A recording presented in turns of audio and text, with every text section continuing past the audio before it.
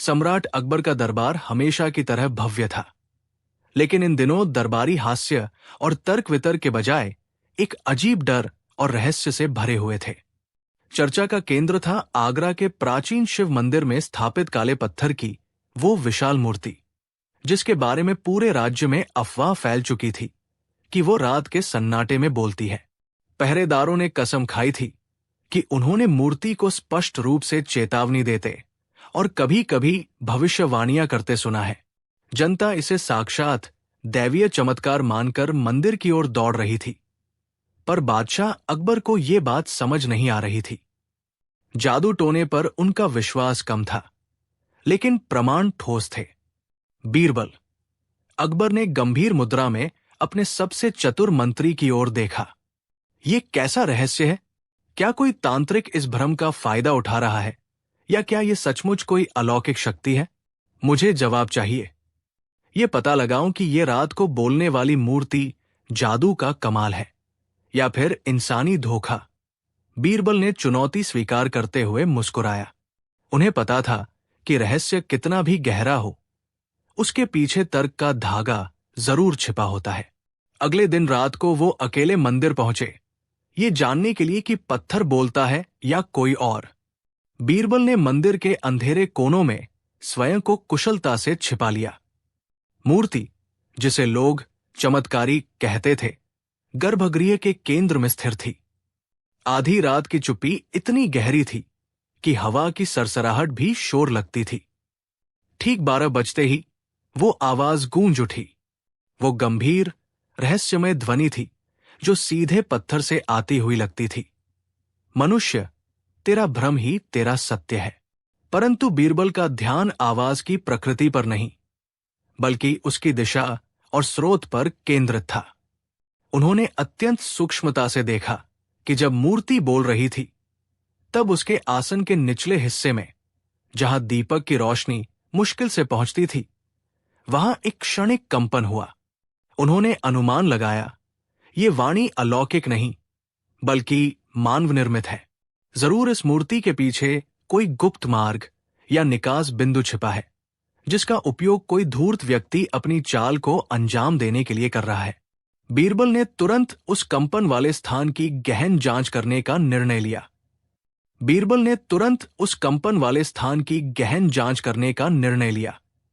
उन्होंने बड़ी चतुराई से महाराजा अकबर का ध्यान दूसरी बातों में लगाया और सुनिश्चित किया कि उन्हें मूर्ति के पास कुछ देर एकांत मिल जाए। जैसे ही सभी दरबारी चले गए, बीरबल ने जमीन पर झुककर उस आसन की निचली पट्टी को टटोला। उनकी उंगलियों को चिकने पत्थर के बीच एक अत्यंत सूक्ष्म दरार महसूस हुई, जो किसी दरवाजे के जोड़ जैसी थी। थोड़ा दबाव डालते ही वो दरार थोड़ी खिसक गई और एक गुप्त कपाट, ट्रैपडोर, सामने आया। भीतर से घुटन भरी और सड़ी हुई हवा का झोंका आया। बीरबल समझ गए, वाणी का स्रोत कोई अलौकिक शक्ति नहीं, बल्कि वो गुप्त मार्ग ही था। ये मूर्ति किसी चतुर कारीगर द्वारा इस तरह बनाई गई थी कि वो छल में सहायक हो सके। अब उनका अगला कदम था उस धोखेबाज तक पहुंचना जो इस चाल को अंजाम दे रहा था, और ये सिद्ध करना कि ये जादू नहीं, केवल एक मान निर्मित छल था। उन्होंने निश्चय किया कि वे रात के अंधेरे में इस सुरंग का पीछा करेंगे। ब्लॉकवोट। रात का गहरा पर्दा छाते ही बीरबल ने अकेले ही उस गुप्त स्थान की ओर कदम बढ़ाया। उन्होंने सुनिश्चित किया कि कोई भी पहरेदार या दरबारी उन्हें देख न पाए। मशाल की मंद रोशनी में उन्होंने गुप्त कपाट खोला और संकीर्ण, मिट्टी से भरी सुरंग में प्रवेश किया। अंदर का वातावरण बासी और असहनीय रूप से ठंडा था। यह भूमिगत मार्ग किसी पुरानी कारीगरी का नमूना था, जिसकी दीवारें नम थी और फर्श पर रेत बिछी थी। बीरबल लगभग 10 मिनट तक सावधानी से आगे बढ़ते रहे, हर आवाज पर कान लगाए हुए, जब तक कि सुरंग अचानक एक छोटे, गोल भूमिगत कक्ष में नहीं खुल गई। कक्ष के एक कोने में एक बुझी हुई तेल की लालटेन पड़ी थी और साथ ही एक मैला कुचैला कपड़ा भी। कपड़े को छूते ही बीरबल को मिट्टी के तेल और किसी तेज मसाले की हल्की गंध महसूस हुई। ठीक वैसी ही गंध जो अक्सर दरबार के एक विशिष्ट वैद्य के आसपास आती थी। बीरबल मुस्कुराए। जाल लगभग बिछ चुका था, अब बस जाल बिछाने वाले की पहचान करनी थी। बीरबल ने कक्ष की बारीकी से जांच की। उनके सिर के ठीक ऊपर, जहां उन्होंने अंदाजा लगाया था कि दरबार की वो विशाल संगमरमर की मूर्ति खड़ी है, उन्होंने एक अविश्वसनीय चीज देखी। एक महीन चिकना तांबे का पाइप छत से होते हुए दीवार के एक छोटे से कोने में नीचे की ओर आ रहा था। ये कोना शायद बोलने वाले व्यक्ति के छिपने और बैठने के लिए बनाया गया था। बीरबल समझ गए, ये एक प्राचीन ध्वनिक प्रणाली थी, जो आवाज को नीचे से ऊपर मूर्ति के खोखले आधार में पहुंचाती थी। कोने के भीतर झांकने पर उन्हें वो अंतिम प्रमाण मिल गया जिसकी उन्हें जरूरत थी। रेत में आधा दबा हुआ उन्हें वैद्य की विशिष्ट जड़ी बूटियों से भरा एक छोटा चमड़े का बटुआ मिला, जिस पर राजकीय चिकित्सा विभाग की मुहर लगी थी। इस बटुए की पहचान बीरबल ने तुरंत कर ली। जाल और जादू का रहस्य खुल चुका था। बीरबल ने मुस्कुराकर बटुआ अपनी जेब में रखा। अब बस ये देखना था कि वैद्य ने ये चाल किस उद्देश्य से चली थी, और बीरबल को ये जानने के लिए सुबह होने का इंतजार करना होगा। वो उसी सावधानी से सुरंग से बाहर निकल आए, जैसे एक शिकारी अपना शिकार पकड़ने से पहले बाहर निकलता है। अगली सुबह दरबार हमेशा की तरह खचाखच भरा था। सम्राट अकबर सिंहासन पर बैठे थे। उनके चेहरे पर रात भर की चिंता साफ झलक रही थी। सारे दरबारी उत्सुकता से देख रहे थे कि बीरबल अब क्या घोषणा करेंगे। वैद्य हकीम साहेब भी आत्मविश्वास से भरे दिखाई दे रहे थे, मानो उनकी चाल सफल हो चुकी हो और आज वो बीरबल को विफल होते देखेंगे। जब बीरबल ने प्रवेश किया तो उनके चेहरे पर रहस्यमय शांति थी। वो सीधे अकबर के सामने खड़े हुए और उन्होंने अपनी बात शुरू करने से पहले एक गहरा विराम लिया। जहां अपना बीरबल ने कहा, मूर्ति का रहस्य न तो कोई जादू है और न ही दैवीय चमत्कार, बल्कि ये एक मनुष्य की कपट भरी चाल है। फिर बीरबल ने सीधे वैद्य हकीम साहेब की ओर रुख किया और मुस्कुराकर कहा, हकीम साहेब, मुझे पता है कि आप ये चाल क्यों चल रहे थे, लेकिन क्या आप कृपा करके बताएंगे कि आपका ये बटुआ, जिसमें राजकीय जड़ी बूटियां भरी थी, आधी रात को मूर्ति के नीचे रेत में क्या कर रहा था? इतना कहकर बीरबल ने धीरे से अपनी जेब से वही चमड़े का बटुआ निकाला। वैद्य का रंग उड़ गया। उनकी आंखों में पल भर में आत्मविश्वास की जगह घबराहट और डर ने ले ली थी। अब बीरबल को सिर्फ उस चाल का उद्देश्य बताना बाकी था। बीरबल ने बटुए को जमीन पर रखा और गंभीर लेकिन दृढ़ आवाज में कहा, हकीम साहेब, ये राजकीय जड़ी बूटियां केवल एक बहाना थी। आप जानते थे कि बादशाह सलामत इस तरह के चमत्कार पर आसानी से विश्वास कर लेंगे। आपने रात को मूर्ति के पीछे रेत में छिपकर एक लंबी पतली नली के जरिए अपनी आवाज मूर्ति के मुख तक पहुंचाई। आपका उद्देश्य ये अफवाह फैलाना था कि ये मूर्ति चमत्कारी है। वैद्य के माथे से पसीना बह रहा था। बीरबल ने आगे स्पष्ट किया, आप इस चमत्कार का इस्तेमाल अपनी निजी जेबें भरने के लिए करना चाहते थे। मंदिर निर्माण के नाम पर आप गांव की सारी उपजाऊ जमीन और खजाना हथियाना चाहते थे। वैद्य अब और झूठ नहीं बोल सका। उसका कपट पूरी तरह खुल चुका था। वो तुरंत बीरबल के चरणों में गिर पड़ा। मुझे क्षमा करें महाराज, ये मेरे अंदर का लालच था। मैंने सोचा था कि अंधेरे में रेत में दबे बटुए पर किसी की नजर नहीं जाएगी। अकबर ये सब देखकर दंग रह गए। उन्होंने राहत की सांस ली। ये कोई जादू नहीं, केवल बीरबल की बुद्धि थी। अकबर ने गहरी सांस लेते हुए वैद्य की ओर देखा और न्याय संगत दंड की घोषणा की। तुम्हारी लालच भरी इच्छाओं के कारण तुम्हें कारावास भुगतना होगा। गांव की जो संपत्ति तुमने छल से हथियाने की कोशिश की, उसे तुरंत वापस किया जाए और उस धन का उपयोग जन कल्याण के कार्यों में हो। फिर सम्राट ने गर्मजोशी से बीरबल का हाथ थाम लिया। बीरबल, तुम सचमुच मेरी सल्तनत का अनमोल रत्न हो, जहां अंधविश्वास की नींव मजबूत थी। वहां तुमने केवल तर्क और बुद्धि के सहारे सत्य को स्थापित किया। अगर तुम न होते तो एक मामूली सा रेत का बटुआ आज पूरे गांव की बर्बादी का कारण बन जाता। बीरबल ने विनम्रता से सिर झुकाया। जहां पनाह, यह आपकी न्यायप्रियता का ही फल है। छलकपट का अंधेरा चाहे कितना भी गहरा हो, वो सत्य के प्रकाश को अधिक देर तक छिपा नहीं सकता। बोलने वाली मूर्ति का वह चमत्कार हमेशा के लिए इतिहास के पन्नों में बीरबल की बुद्धिमानी की कहानी बनकर दर्ज हो गया। उस घटना के पश्चात नकली चमत्कार रचने वाले पुजारी को उसकी धोखेबाजी के लिए कठोर दंड दिया गया।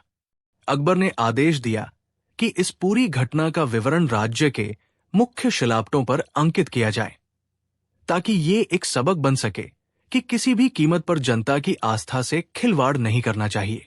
गांव वालों ने राहत की सांस ली और उन्होंने बीरबल का आभार व्यक्त किया। जिस मूर्ति के भय से वे रात भर जागते थे, अब वो केवल एक बेजान पत्थर थी, जो हमेशा उन्हें याद दिलाती थी कि आंखें बंद करके नहीं, बल्कि खुली बुद्धि से विश्वास करना चाहिए। दरबार में जब भी किसी असंभव सी समस्या पर विचार होता, बादशाह अकबर अक्सर मुस्कुराते हुए बीरबल की ओर देखते और कहते, बीरबल, तुम वो दीपक हो जो हर अंधविश्वास की रात को उजाला दिखाता है। उस रात रेत के बटुए की चाल को समझना किसी जादू से कम नहीं था, और इस तरह वो अजीबोगरीब घटना सदियों तक अकबर बीरबल की कथाओं में तर्क की जीत का सबसे प्रसिद्ध उदाहरण बनी रही। उस घटना के बाद राज्य भर में मूर्तियों और अंधविश्वासों को देखने का तरीका पूरी तरह बदल गया।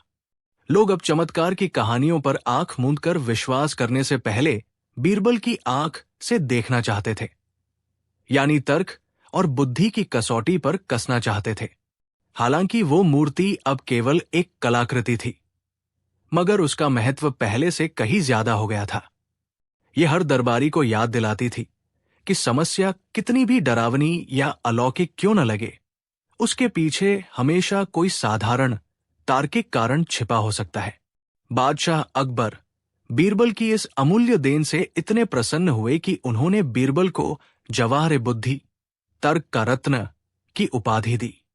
अब बीरबल केवल एक सलाहकार नहीं, बल्कि मुगल साम्राज्य में तर्क और न्याय का जीवित प्रतीक बन चुके थे, जिसकी बुद्धिमत्ता की चमक सदियों तक आने वाली पीढ़ियों को राहत दिखाती रही। और इस प्रकार एक बेजान मूर्ति ने ज्ञान की सबसे बड़ी कथा को जन्म दिया। ये घटना मात्र एक किस्सा बनकर नहीं रह गई, बल्कि ये मुगल दरबार के लिए एक अनौपचारिक पाठशाला बन गई थी। जब भी कोई दरबारी किसी असाध्य समस्या या अलौकिक घटना का उल्लेख करता, तो बादशाह अकबर तुरंत मुस्कुराकर उस रात को याद करते जब बीरबल ने तर्क की मशाल जलाई थी। बोलने वाली मूर्ति अब दरबार की दहलीज पर तर्क और विवेक की चौकीदार बनकर खड़ी थी। बीरबल ने न केवल राज्य को अंधविश्वास के जाल से बचाया, बल्कि ये सुनिश्चित किया कि आने वाले हर निर्णय में भावना नहीं, बल्कि बुद्धि का प्रयोग हो। बीरबल की ये चतुराईपूर्ण विजय जल्द ही दूर दूर के साम्राज्यों तक फैल गई, और उनकी उपाधि जवाहर बुद्धि हर उस शासक के लिए प्रेरणा बन गई जो न्याय और तर्क को सर्वोपरि मानता था। इस तरह एक साधारण सी चाल ने भारत के इतिहास में बीरबल के स्थान को और भी अटल बना दिया। बादशाह अकबर ने स्वयं उस विशाल पत्थर की मूर्ति के पास जाकर उसे छुआ, जहां कभी दैवीय आवाज का भ्रम फैला था। उनकी आंखों में गर्व था और होठों पर एक संतोषजनक मुस्कान। उन्होंने बीरबल को गले लगाया और कहा, बीरबल, तुम सचमुच मेरी नवरत्नों की माला का सबसे चमकीला मोती हो। लोगों को अभी भी ये तय करना बाकी है कि वह रात जादू की थी या तुम्हारी सरलता की, पर मेरे लिए सत्य स्पष्ट है। इस घटना के बाद राज्य में अजीबोगरीब दावों और अंधविश्वासी चमत्कारों पर तुरंत रोक लग गई, लेकिन गांव-गांव में, ढाबों और चौपालों पर यह कहानी सदियों तक सुनाई जाती रही। हर बार जब कहानी समाप्त होती, तो श्रोताओं में ये बहस छिड़ जाती थी, क्या वह चमत्कारी ध्वनि किसी गुप्त सुरंग से आई थी, या बीरबल ने वाकई में मूर्ति में किसी व्यक्ति को छिपाया था। और हर कहानी का अंत इसी नैतिक निष्कर्ष पर होता था। तर्क हमेशा भ्रम से बड़ा होता है। हालांकि दरबार के भीतर बादशाह अकबर इस किस्से को सुनकर अक्सर मुस्कुराते थे। वे जानते थे कि बीरबल की बुद्धिमत्ता केवल समस्या का समाधान करने में नहीं थी, बल्कि इस तरह के किस्सों को जन्म देने में थी जो आम आदमी को सोचने पर मजबूर कर दें। बीरबल ने वो भेद कभी उजागर नहीं किया कि मूर्ति के पीछे की आवाज का असली स्रोत क्या था। यह रहस्य हमेशा के लिए अनसुलझा ही रहा। एक ऐसा शैक्षणिक पहेली जिसे उन्होंने जानबूझकर जनता के लिए छोड़ दिया था। अकबर मानते थे कि बीरबल का ये मौन ही सबसे बड़ी जीत थी। यदि वे रहस्य बता देते तो शायद लोग समाधान याद रखते, लेकिन चकित होना भूल जाते।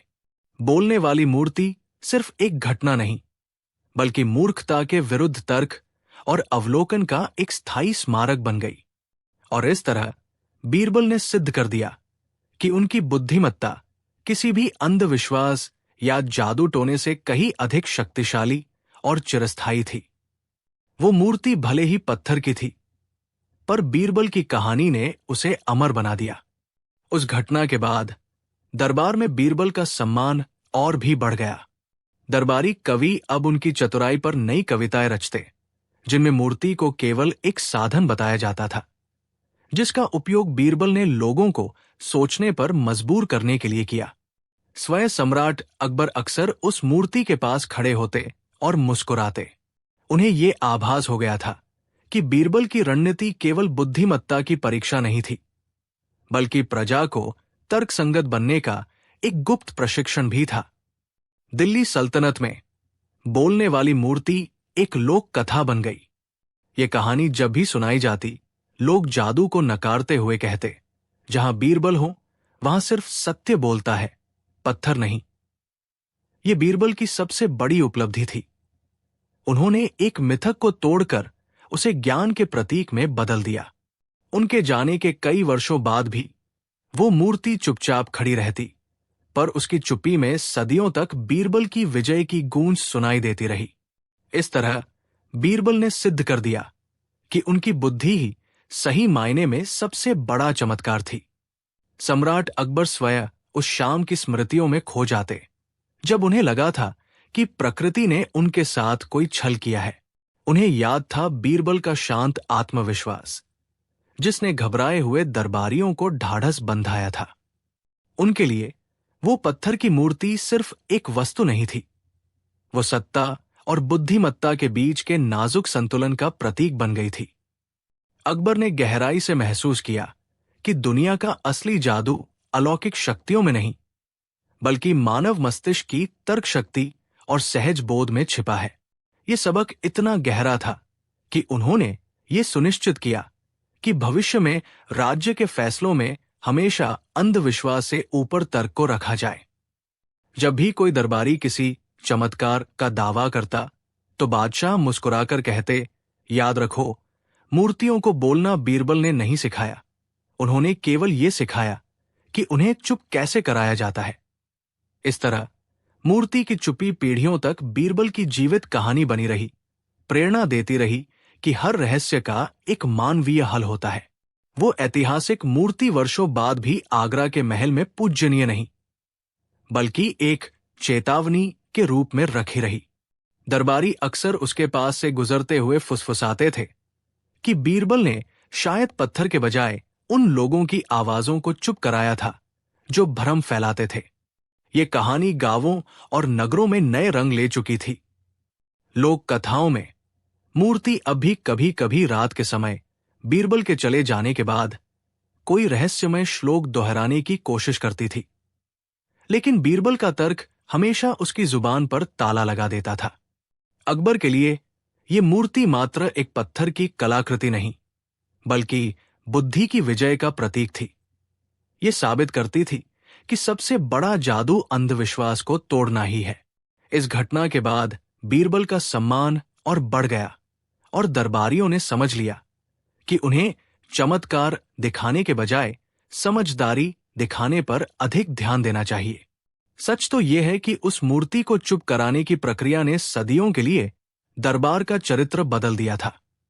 हालांकि दरबारियों और आम जनता में वह रहस्य जानने की उत्सुकता अभी भी बनी हुई थी। बीरबल ने आखिर बोलने वाली मूर्ति को चुप कैसे कराया? कुछ का मानना था कि उन्होंने कोई शक्तिशाली तावीज लगाया होगा, तो कुछ षड्यंत्रकारियों को ही हटा दिया गया होगा। पर बीरबल की कार्यशैली हमेशा सीधी और तार्किक रही। असल में बीरबल ने गौर किया कि मूर्ति एक पुराने तहखाने के ऊपर रखी थी और रात की ठंड में हवा का दबाव एक छिद्रित निकास नली, वेंटिलेशन शाफ्ट, के माध्यम से गुजरता था। इसी कंपन से पत्थर में एक धीमी गूंजदार ध्वनि उत्पन्न होती थी, जिसे चालाक दरबारी दिव्य वाणी बताकर भय फैला रहे थे। बीरबल ने बस एक राजमिस्त्री को बुलाया और उस नली को मजबूती से चूने और कंक्रीट से भरवा दिया। जादू नहीं, बल्कि भौतिकी और वास्तुकला की समझ थी। बीरबल ने चुपके से अकबर को यह सच्चाई बताई और बादशाह उनकी सरलता पर मुस्कुरा दिए, ये जानते हुए कि समझदारी का प्रदर्शन किसी भी चमत्कार से बड़ा होता है। अगली रात जब सारे दरबारी और नगरवासी दिव्य वाणी सुनने के लिए उत्सुकता से मंदिर में एकत्रित हुए, तो वहां गहन शांति छाई रही। पत्थर की मूर्ति पूर्णतः मौन थी। बार बार निवेदन करने पर भी वो रहस्यमयी गूंजदार ध्वनि कहीं सुनाई नहीं दी। षड्यंत्रकारी दरबारी अचानक भयभीत होकर एक दूसरे को देखने लगे। उनका पूरा खेल एक झटके में ध्वस्त हो चुका था। उन्होंने फुसफुसाते हुए घोषणा की कि शायद देव क्रोधित हो गए हैं या किसी ने विपरीत जादू करके वाणी को रोक दिया है। तभी बीरबल शांत भाव से आगे बढ़े। उन्होंने भीड़ को संबोधित करते हुए कहा, देवों की वाणी हर रात नहीं आती, वो तभी आती है जब राज्य में ज्ञान की कमी हो। आज चूंकि बादशाह की समझदारी और विज्ञान ने अंधविश्वास पर विजय प्राप्त कर ली है, इसलिए देवों को अब हस्तक्षेप करने की आवश्यकता ही नहीं रही। बीरबल के इस तर्क ने भीड़ को शांत कर दिया और दरबारियों के चेहरे पर सफेदी छा गई। अकबर ने मुस्कुराते हुए बीरबल को एक बहुमूल्य हार भेंट किया, जिससे यह स्पष्ट हो गया कि दरबार में बुद्धि और तर्क का स्थान किसी भी झूठे चमत्कार से कहीं ऊपर है। दरबार समाप्त होने के बाद अकबर ने बीरबल को अपने निजी कक्ष में बुलाया। बादशाह की आंखों में अभी भी उत्सुकता थी। उन्होंने कहा, बीरबल, तुमने भीड़ को तो ज्ञान की शक्ति से शांत कर दिया, पर अब मुझे बताओ कि वह चाल क्या थी? वो कौन सा अंधविश्वास था जिसे विज्ञान का जामा पहनाया गया था? बीरबल ने मुस्कुराते हुए कहा, जहांपनाह, वो मूर्ति खोखली थी। हमने निरीक्षण किया और पाया कि मूर्तिकार ने जानबूझकर आधारशिला में एक संकरा रास्ता छोड़ दिया था।